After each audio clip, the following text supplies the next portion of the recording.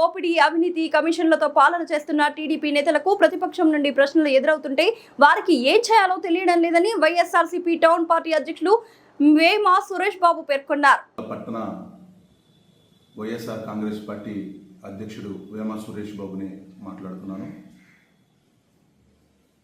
2 రోజులుగా గ్రూపుల్లో, social media గ్రూపుల్లో స్టేషన్ ముందు వీరంగం అనే వీడియోని ఐటీడీపీ, టీడీపీ మద్దతుదారులు సోషల్ మీడియాలో వైరల్ చేస్తున్నారు. వీరంగం చేశానని చెప్పి గత 4 సంవత్సరాల క్రితం జరిగినటువంటి ఒక సందర్భం అది. ఆ సందర్భాన్ని ఈరోజు తెర మీదకి తీసుకురావడం గల కారణం టీడీపీ నాయకులు పోలీస్ స్టేషన్లో చేస్తున్నటువంటి అరాచకాలను వైసీపీ పార్టీ ఖండించిన సందర్భంలో ఈ వీడియోను ప్రదర్శిస్తున్నారు.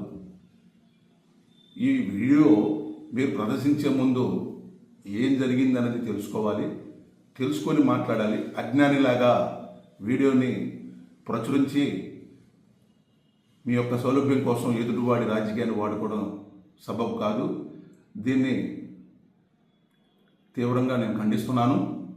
ఆ రోజు నా పార్టీ, వైఎస్ఆర్ పార్టీ కార్యకర్త నా ఎంబడి తిరిగే ఒక కుర్రాడు నా యొక్క బైక్ తీసుకొని పని మీద బయటికి వెళ్ళి వస్తుండగా పోలీసు వాళ్ళు ఆపారు.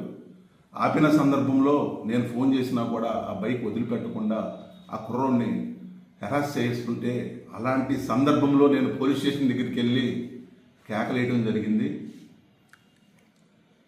కేకలేయడమే తప్ప ఎలాంటి వృత్తిలో ఉన్నటువంటి పోలీసు వాళ్ళు కానీ, హోంగార్డులో కానీ, విధి నిర్వహణలో ఉన్న వాళ్ళు కానీ తోయడం అనేది జరగలేదు. నేను వెళ్ళింది నా పార్టీ కార్యకర్తకు అన్యాయం జరిగింది, నా పార్టీ కార్యకర్తను ఇబ్బంది పెట్టారు అనే సందర్భంలో నేను వెళ్ళటం జరిగింది. నేను నా పార్టీ కోసం, నా పార్టీని నమ్ముకున్న కార్యకర్తల కోసం ఎందాకైనా వెళ్తాను, ఎవరినైనా ఎదిరిస్తాను. అది నా యొక్క ఇది. దీన్ని మీరు తప్పుగా ప్రచురించి అనవసరంగా మీ యొక్క సౌలభ్యం కోసం, మీ పార్టీ నాయకులు చేసిన తప్పిదాలను కప్పించుకోవడం కోసం ఈ వీడియోను ప్రచురించి సునకానందం పొందుతున్నారు. ముఖ్యంగా సునకానందం పొందే ముందు మీ పార్టీ నాయకులను సరిచేసుకోండి. మీ పార్టీలో జరుగుతున్నటువంటి అక్రమ వ్యాపారాలు, భూదందాలు, గ్రావెలు, రేషను, మద్యం, పేకాట ఇట్లాంటివి కంట్రోల్లో చేసుకొని మీ యొక్క పార్టీకి మీరు విధులు రాగదుగా చేసుకోండి అని చెప్పి సందర్భంగా తెలియజేస్తున్నాను.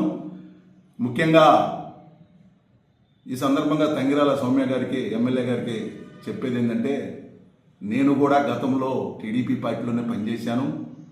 టీడీపీలో నా స్థానం, రాజకీయ ప్రస్థానం టీడీపీ నుంచే మొదలైంది.